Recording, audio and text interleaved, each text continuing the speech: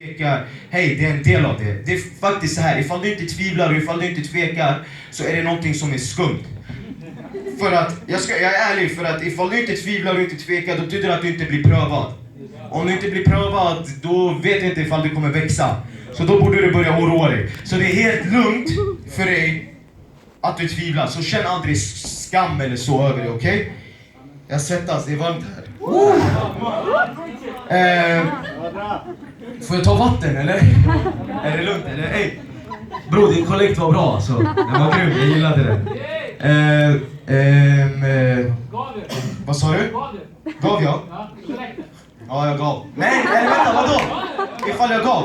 Ja. Okej. Vad gott vatten är alltså. Bästa. Vatten är bäst. Så det sista jag ska säga, eller inte det sista, men det näst sista, är om en man i Bibeln som heter Job. Vet ni vem Job är? Jag ska förklara för dem jag ska berätta lite kort vem Job är för dem som inte vet. Job, han var en man, en Guds man, en man som var bra. I Bibeln står det till och med att han var förmodligen den som var närmast Gud. Han var rik, han var framgångsrik, han hade mycket land, han hade mycket pengar, alltså djur. Han hade mycket barn, han hade 10 barn. Det var så man räknade välsignelse på den tiden. Med djur och grejer. Hur som helst, han hade mycket av det, så han var rik. Gud hade välsignat honom. Adama, kan du komma upp, bror? Vart är du? Ja, alltså spela piano, tack.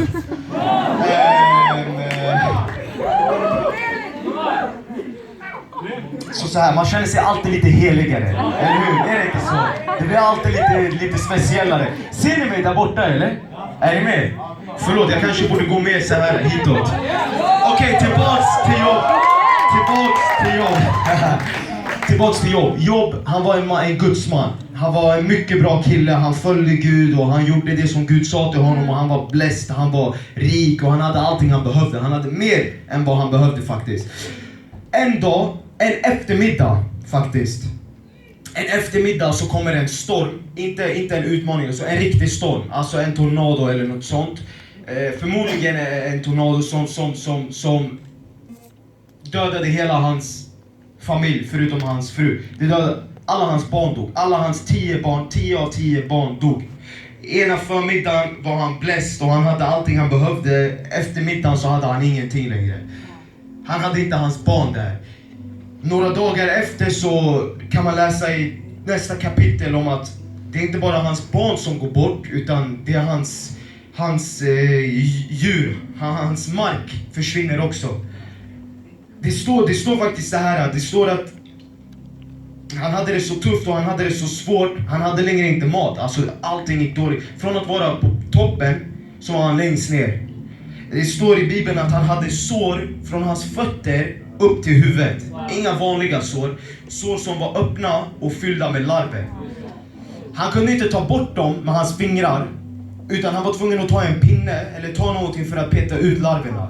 Förstår ni då hur han gick från att vara här uppe till här nere? 0 to 100 real quick. Sådär snabbt. Det är ändå sjukt hur man kan vara blessed en dag och sen så känns det som att Gud har svikit honom. Och inte bara det, hans nära vänner, hans 3 närmsta vänner och präster och ledare och allt vad de var. Man tror att de ska lyfta upp en och uppmuntra en och vara med en, men det var tvärtom för han. Det var helt och hållet tvärtom för han. Hans vänner var inte med honom utan de var emot honom. De skyllde på honom, de tryckte ner honom och de försökte kasta skam över honom. De försökte smutskasta hans namn. De sa, hej Job, om du gjorde det du borde ha gjort, då skulle du inte vara vart du är idag. Om du verkligen lyssnade och trodde på Gud och inte tvivlade och gjorde det han sa, så hade inte det här som hände dig, det hade inte hänt. Och vet ni vad, jag älskar hans svar. Han säger, hej, ni religiösa ledare. Han säger, ni religiösa ledare. Jag tror inte att vi tror på samma Gud. Jag tror inte att vi tror på samma Gud. För min Gud, oavsett hur det ser ut för mig, oavsett om mina barn har dött, eller om all min mark har försvunnit och alla mina djur har gått bort och jag